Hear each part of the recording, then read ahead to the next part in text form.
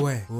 On peut le dire très clairement, c'était un truc de ouf. C'était un truc de ouf, frérot, fais pas genre. Serette, je te vois. On a tous bandé comme des porcs. C'est un truc de ouf quand même. On aura beau dire tout ce qu'on veut. Dragon Ball, c'est Dragon Ball. T'auras beau le critiquer autant de fois que tu veux. Dire qu'il y a que ça sur YouTube, ce qui est vrai. Et bien là, avec cet épisode, tu comprends encore une fois pourquoi il est à sa place et pourquoi il mérite toute l'attention qu'on lui apporte. Oui, frérot, on aime Dragon Ball. Je suis rempli d'oseille, ah ouais. J'ai des comportements, bah ouais. Ah ouais. Ah ouais. Ah ouais. Comportement, bah ouais. Ohayou Minna ici Afro, aka le magicien des ténèbres. J'espère que vous avez la pêche car moi c'est le feu. Et aujourd'hui on se retrouve pour la review de l'épisode 116 de Dragon Ball Super. Comme d'habitude frérot, tu le sais, suis-moi sur les réseaux sociaux, Facebook, Twitter et Instagram. Et je sais ce que tu vas me dire. Afro, t'es sérieux? Ça fait 2 semaines que t'as rien posté. Et t'es là, tu viens, tu fanfaronnes et tu nous parles comme si de rien n'était. Oui frérot, je sais.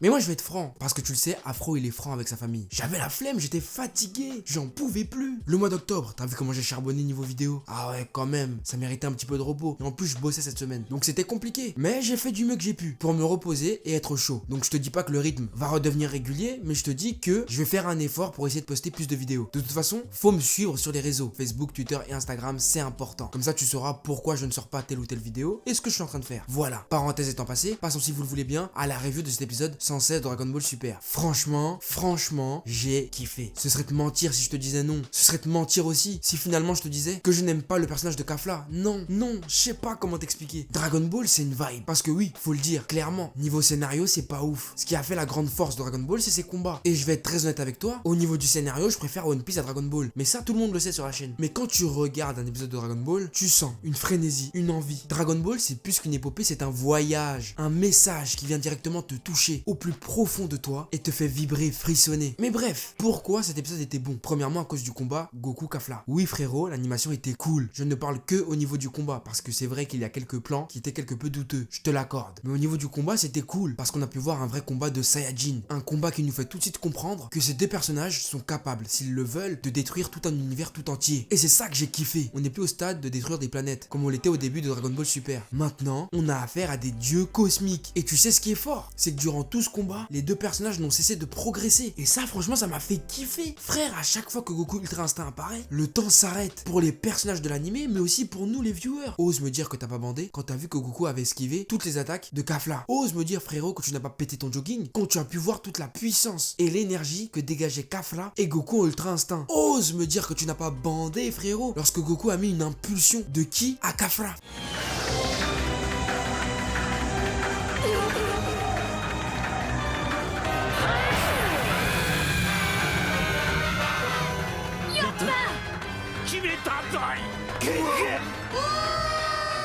Frérot, c'était tout bonnement épique. Oui, certains plans sont dégueulasses, je te l'accorde. Mais aujourd'hui, et avec la nouvelle animation, au niveau du combat, lorsque l'Ultra Instinct apparaît, je peux très clairement dire que Dragon Ball Super a réussi le dangereux pari qui était de renouveler ses combats. En effet, tu le sais, frérot, Serette, les combats dans Dragon Ball sont simples. Échange de coups, SSJ, esquive, et voilà, fin d'haricot. On se force pas. Certes, à l'époque, c'était novateur, parce qu'il n'y avait pas beaucoup d'animés, ou plutôt, il n'y avait aucun animé qui se payait le luxe d'avoir des combats comme dans Dragon Ball. Et c'est aussi pour ça qu'aujourd'hui, cet animé est devenu une légende. C'est à cause de ces combats à l'ancienne. Des combats qui font frissonner, mais qui étaient à la fois très simples. Aujourd'hui, n'importe quel studio d'animation peut te faire des combats dignes de Dragon Ball à l'ancienne, voire mieux. Et étant donné que nous vivons dans un monde où il y a de plus en plus d'animés et de plus en plus de bons studios, il devenait difficile de proposer quelque chose de nouveau, de novateur, que le viewer n'a jamais vu. Clairement, avec l'Ultra Instinct, on n'a jamais vu ça. Comment Goku se déplace et esquive les coups, c'est tout bonnement incroyable. Et rien que pour ça, je dis à la Toei, chapeau. Chapeau bas, chapeau au sol, chapeau à ras le sol. Oui, c'est vrai, je vous traite tout le temps. Mais quand vous faites des dingueries, faut que je vous le dise. Durant le combat contre Jiren, certes, on a vu un nouveau type d'animation, mais on n'a pas pu le voir jusqu'au bout. Là, avec le combat Goku-Kafla, on a pu voir ce que la Toei avait à nous proposer de mieux. En termes d'animation standard, car on va pas se mentir, niveau qualité, il n'est pas aussi beau qu'un épisode 109-110, mais la qualité est acceptable. Et si Goku en Ultra Instinct se bat comme ça, avec cette qualité d'image, moi ça me va. Enfin bref, pour moi, tu l'auras compris, ce combat m'a fait kiffer. De son premier jusqu'à son dernier coup. Même les vagues Kikoa de Kafla à répétition m'ont mis bien. Le fait qu'elle laisse exploser son aura et la transforme en laser. Et son attaque finale. Non, clairement, c'était abusé. Et le ride de Goku. Oh non, je bande. Désolé. Oh, je mets une coupure, je bande. C'est trop.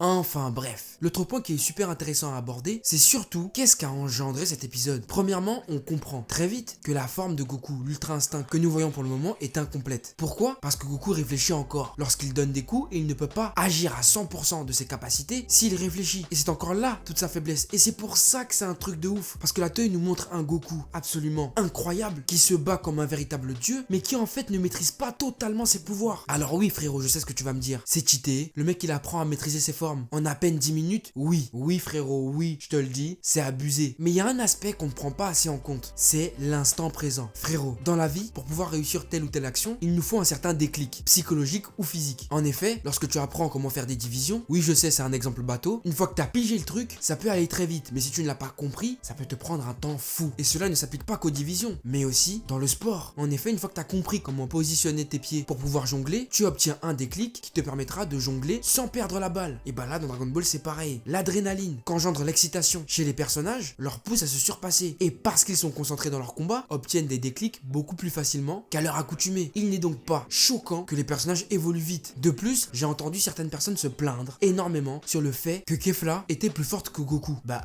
oui frérot, dans l'épisode c'est dit clairement. Kefla a beaucoup plus de force que Goku, mais celui-ci est beaucoup plus instinctif qu'elle. Quelle Non, t'as compris? Non, c'est pas grave. Et en plus, je peux même pas comprendre comment vous pouvez faire cette corrélation. Souvenez-vous, vous êtes des idiots ou quoi, bon sang? Vous vous rappelez de Super Boo? Oui, lui là. Vous voulez que je vous rappelle qui a failli le niquer? Gotenks. Et Gotenks, c'est la fusion de qui? Goten et Trunks, qui à l'époque, je vous le rappelle, n'avait atteint que le SSJ1. Tu te rends compte? C'est de Lascar là, c'est de Bambino. On réussit à mettre en galère Super Boo. Chose que Goku à l'ancienne n'arrivait même pas à faire. Car une fois qu'il s'est transformé en Super Boo, celui-ci a même avoué qu'il n'avait plus aucune chance. Donc de quoi tu me parles? Tu te plains parce que Kafra, la fusion de Caulifla et Kale, est beaucoup plus puissante que Goku, mais c'est normal. C'est normal, c'est une fusion de base poto. Tu t'attendais à quoi? T'es compliqué un peu, hein? Je te comprends pas. C'est déjà même incroyable qu'elle a réussi à se propulser au niveau de Goku qui maîtrise l'Ultra Instinct. Rends-toi compte de la puissance de la Go. Bah oui frérot. Parce que durant ce combat, il y a eu un échange. Un échange en mode, ah ouais tu crois que t'es la plus forte? Bah c'est moi le plus fort. Ah ouais tu crois que t'es le plus fort? Bah la tête d'homme c'est moi la plus forte. Aucun des deux personnages ne voulait lâcher le morceau. Des véritables Saiyajin. Et c'est pour ça que j'aime l'Ultra Instinct. Là où certaines personnes veulent des transformations beaucoup plus extravagantes, avec des changements de forme, etc., la Toei, Toriyama et Toyotaro nous proposent une version sobre de Goku. Et je rappelle, le Megaten no Gokui, ou l'Ultra Instinct si tu préfères, n'est pas une transformation mais une forme. Voilà, c'est dit,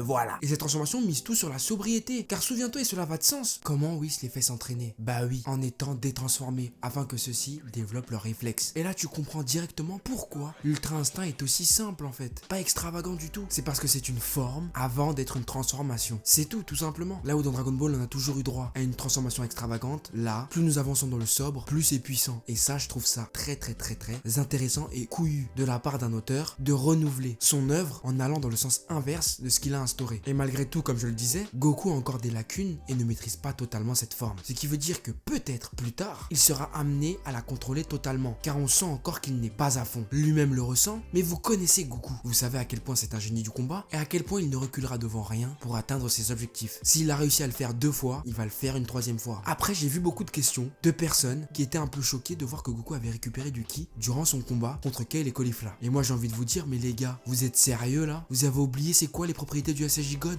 Goku en SSJ God peut se battre en récupérant du ki et de l'énergie. Souvenez-vous, le gars il s'est carrément soigné de l'attaque de Beerus lorsqu'il se battait. À partir du moment où tu sais ça, comment tu peux être choqué de voir que Goku a récupéré du ki? Oui frérot, le SSJ God est sa transformation la plus cheatée, donc ne fais même pas l'étonner. Bon, hormis ça, il y a des points qui m'ont un peu fatigué, mais fatigué vite fait. Le premier point concerne Jiren. Pourquoi a-t-il réagi à l'aura de Goku et pas à celle de Kafla? Parce que Kafla a beaucoup plus d'énergie que Goku. Donc pourquoi celui-ci n'a réagi qu'à la transformation de Goku? Je me pose énormément cette question et la seule réponse que je trouve pour pouvoir me répondre à moi-même, c'est que l'énergie de Goku lui est familière. Voilà pourquoi il est plus réceptif à celle-ci. Mais quand même, quand on sait le niveau de Kafla qui est maintenant le personnage le plus puissant du tournoi après Jiren, on ne peut être que choqué et interloqué lorsque l'on voit que Jiren ne réagit pas au ki de ce personnage, mais plutôt à celui de Goku. Enfin bref, cela est une question que je me pose. Et toi, as-tu une réponse à ça? Ensuite, pour reparler de ce Kamehameha magnifique, Goku a officiellement éliminé 2 participants et il ne reste plus que 2. Les 2 Namek. Les 2 Namek ont la lourde responsabilité de succéder à Hit, Kafra et Kiabe. Et ces 2-là ont l'air confiants. Cachent-ils quelque chose? Une fusion Namek ou autre chose qui leur permettront de devenir plus puissants? Ça, j'en ai aucune idée. Sachant bien que Kale et Caulifla étaient l'arme secrète de l'univers 6. Ça m'étonnerait que les 2 Namek fassent long feu. Et ça me rend un peu triste. Ouais, je suis un peu triste que Kafla s'est fait éjecter. Je l'aimais bien ce personnage en vrai. Mais ça, j'en reparlerai dans une prochaine vidéo. Pour finir, comment parler de cet épisode sans parler de Vegeta, qui je pense à peut-être une idée derrière la tête. Pour pouvoir rattraper Goku. Il n'a pas le choix. Il faut que Vegeta atteigne lui aussi le Mega Tenogokui. Parce que lui aussi réfléchit trop. Mais par contre, je ne suis pas sûr qu'il atteindra. Pourquoi? Parce qu'il n'y a pas 36 solutions. Et ce serait absolument redondant si Vegeta atteignait lui aussi le stade Ultra Instinct. Ça ferait de Goku et Vegeta les personnages les plus cheatés. Voilà pourquoi je pense que Vegeta va développer autre chose. Soit comme dans le manga, un sorte de SSJ Blue 100%, ou bien une autre forme se rapprochant du Mega Tenogokui. Parce que je vois mal Vegeta débloquer lui aussi Ultra Instinct. Ce serait assez cheaté. Non pas qu'il ne le mérite pas, mais scénaristiquement, pour le moment, ça ne nous mènerait nulle part. À moins que Jiren ait lui aussi une forme qui surpasse l'Ultra Instinct, ou plutôt le niveau des dieux de la destruction, ça reste à voir. Et toi, est-ce que tu y crois à ce fameux Vegeta Ultra Instinct? Donne-moi ton avis dans les commentaires, frérot, ça m'intéresse. Sans parler de Frieza, qui fait encore ses messes basses, ou encore du Kaioshin de l'univers 6 qui se révèle être un gros bourrin, un peu comme Champa. L'épisode était vraiment génial. Franchement, j'ai kiffé. Mais moi, la grande question que je me pose, et ça seul le temps nous le dira, c'est est-ce que Dragon Ball Super, après réflexion, ne finira pas comme Dragon Ball GT? Et quand je te dis cela, je parle au niveau de la cote. Car oui, on va pas se mentir, quand tout le monde a regardé GT, à l'ancienne, on a kiffé. Je suis désolé, le SSJ4, on a kiffé. Gogeta SSJ4, on a kiffé. Aujourd'hui, il y en a plein qui dénigrent, mais ça c'est à cause du temps. Dragon Ball Super continuera à perdurer, et est-ce qu'on en gardera de bons souvenirs? Ça, c'est la question que je me pose. Mais là tout de suite, ce que j'ai envie de savoir, c'est qu'est-ce que t'as pensé de cet épisode, frérot? Serette, dis-moi tout dans les commentaires. Est-ce que tu l'as kiffé, pas kiffé? Est-ce que tu l'as savouré? Est-ce que tu l'as mangé comme du pain au chocolat? Dis-moi tout dans les commentaires, j'ai hâte de te lire. Voilà, sur ce c'est la fin de cette vidéo. J'espère qu'elle t'aura plu. N'hésite pas à mettre un gros pouce bleu si tu l'as apprécié. Abonne-toi à la chaîne et rejoins la famille, frérot, c'est important. De nouvelles vidéos vont arriver. Je vais essayer de me remettre dans le bain. Suis-moi sur les réseaux sociaux, Facebook, Twitter et Instagram pour ne rien louper de l'actu de la chaîne. Et quant à moi, je te dis à très vite sur cette chaîne pour de nouveaux contenus. Sayonara, frérot.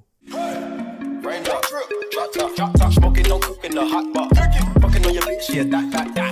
Cooking up dope in the crock pot. We came from nothing to something, nigga. I don't try nobody, grip the trigger.